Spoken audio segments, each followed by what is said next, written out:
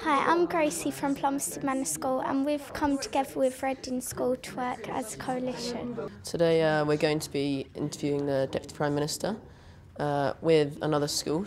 Like Nick Clegg, it's like we're interviewing him, but we have different views. It's almost like the coalition of the government where we're working together, and I think it means that we get a lot more ideas and then we can put them together. Right now we're just about to go into the Cabinet offices and interview Deputy Prime Minister Nick Clegg. Yeah, we're going to give him a hard time and make him work for it.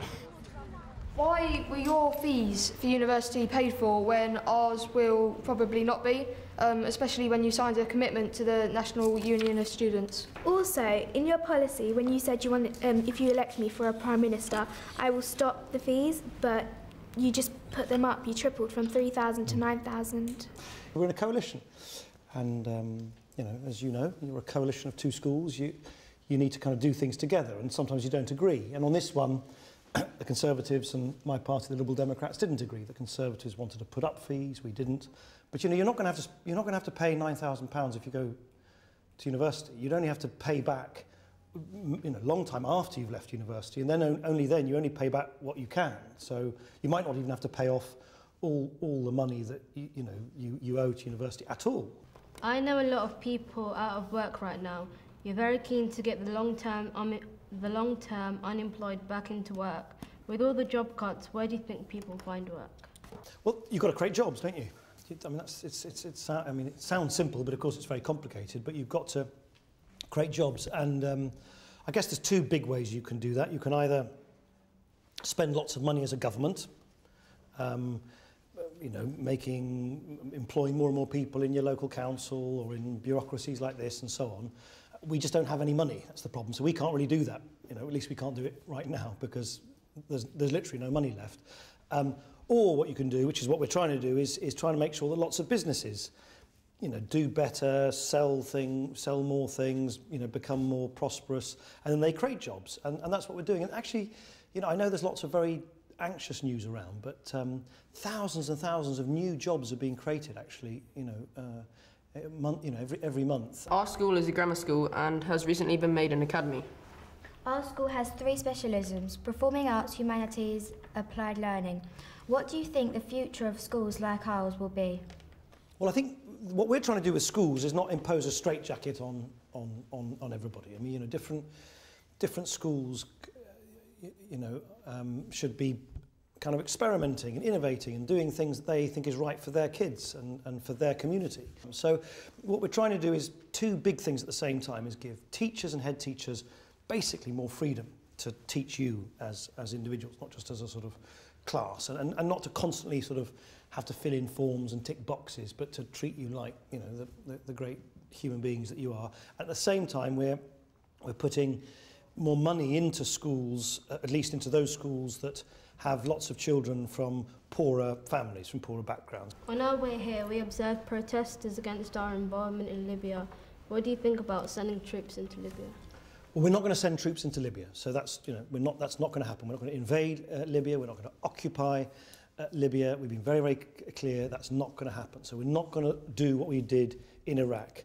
The second thing to say is we are not doing this on our own by any stretch of the imagination. There's a huge group of countries, you know, French aeroplanes that went into Libya first over the weekend, and we're with countries from the Arab world, the Americans, the Spaniards, you know, from all over the world, the Canadians, everyone's getting involved. Why is everyone doing this? Well, basically because we can't just sit there and allow Colonel Gaddafi to murder and pillage and torture his people. It's just not right. And I think not just us here in the United Kingdom, but all around the world, I think when people thought what would happen, how they would feel if Colonel Gaddafi were to crush the rebels who were very bravely trying to sort of resist him, I think people would feel really, really bad about it. It would send a very bad signal to dictators everywhere that they could do what they like and the rest of the world wouldn't lift a finger. What do you want us to do to contribute towards the big society, and what do you personally do? The whole thing about you know, what we believe in this government is that you shouldn't have to sort of wait to be told what to do by the government. If you think you've got great ideas which make your community, your area, your neighbourhood better, then you should be supported in doing it. So what do you do to contribute? Well, very good question. I mean, in addition to my job, I'm afraid most of the rest of my time... No, I'm not going to apologise for this. No, most of the rest of my time is that I'm a dad of 3 little boys, 9, 6 and 2. So I spend a lot of time, obviously, with my children. And then I do a lot of work out in the community, particularly where I'm an MP in Sheffield, you know, city quite far north of here. And you know, week in, week out, I do things there, and I get involved with local groups, and I give support to local groups, and I try and sort out, you know, local problems in a way that I can. Hi, I'm Ali. On Desert Island Discs on Radio 4, you said that you couldn't live out without a packet of cigarettes. Yet now you're saying that you want to move the cigarettes from behind the counter in view to under the counter. What kind of influence do you think this is showing on people? Well, I think it should be used off the counter so that people like me who've got this terrible habit don't take it up any more than we do. Look, I mean, my personal habits are not to be recommended to anyone else.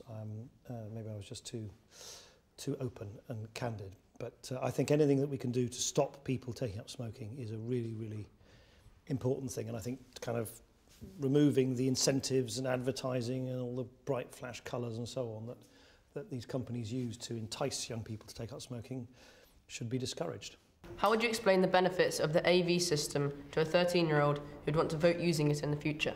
Oh, it's really simple. It's incredibly simple. It just is as simple as 1, 2, 3. So at the moment, you're only allowed to put one little cross next to one person's name. You've got very little choice. But if you want to sort of say, well, I prefer this one as my preferred candidate, you know, but actually I quite like that one, so I'll put him as 2 or her as 2, and I like her as 3rd. It just gives you a bit more. It's the way they. I mean, you know, I think that's the way they do it in. Is it Big Brother or is it X Factor? I think there are a whole bunch of television shows which use that. I think the Oscars use that as well. I mean, it's a really, you know, it's used around the world. It's really very simple. It's as simple as 1, 2, 3. Gives you more choice. If an important decision had to be made, who would make the final choice? In government? Well, I mean, the Prime Minister is, of course, the Prime Minister of the government, but, you know, all the big decisions are, because this is a coalition government, are taken... I mean, he's kind of responsible for the government as a whole, but they're taken by himself and myself because, if you like, I'm the other half of the equation as the Deputy Prime Minister and the leader of the Liberal Democrats. So any of the big decisions, we kind of thrash them out together, and sometimes we readily agree, and then sometimes we don't. And when we don't, we are perfectly civilised about it, but we might, you know, we'll debate it or argue it or, you know, spend some time thinking about it until we find a compromise. Since you've become the Deputy Prime Minister, what has been the most important decision you have had to make between you and David Cameron? I think actually, in many respects, the one that we've had to take recently, which is whether to join with others in taking military action to try and stop Colonel Gaddafi from you know, killing his people, because, you know, I can't think of a more important and difficult decision to take than to ask British, you know, in this case RAF pilots and others to get involved with something which is always dangerous. So I think that's probably that's the one that we've, you know, had to sort of wrestle with the most. I'd like to go and do one better than you and become Prime Minister. What Right. advice could you give me for the future for doing this? Well, the first thing is probably don't pin all your hopes on it, because you know, you don't. I mean, I take life as it comes a bit. So go for it, but don't be obsessed by it. But the most important thing is kind of you know, follow your heart. I mean, if you really want to do that, that's great. And then find out, you know, which political party kind of, you know, is most kind of answers to your kind of hopes and dreams. And then work hard. You'll need a bit of luck on the way, and then. I look forward to seeing you on the steps of number 10. Why did you do a coalition with the Conservative Party, David Cameron, and not with the Labour Party, Gordon Brown?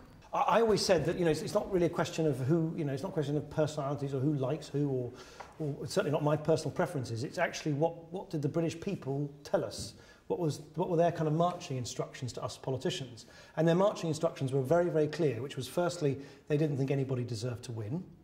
And secondly, that of the three main parties, the one that got the most votes and the most seats were the Conservatives. You can like that or dislike it, that's what happened. And that's why I think it was always the more democratic thing, I still do, to say that the party with the most votes and the most seats, which were the Conservatives in this case, had the first right to see if they could cobble together a government, which is what then happened.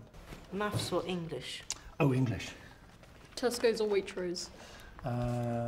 Tesco's. Football or rugby? Football. Classical or hard rock? Classical. Sport to watch in the Olympics. Sport to watch in the Olympics? Oh, probably the 100 metres. Tea or coffee? Tea. BBC or ITV? That's a very... to watch you guys, probably the BBC. College or secondary school? Secondary school. Today has been a really enjoyable experience and it made me see what it's like to be a real reporter.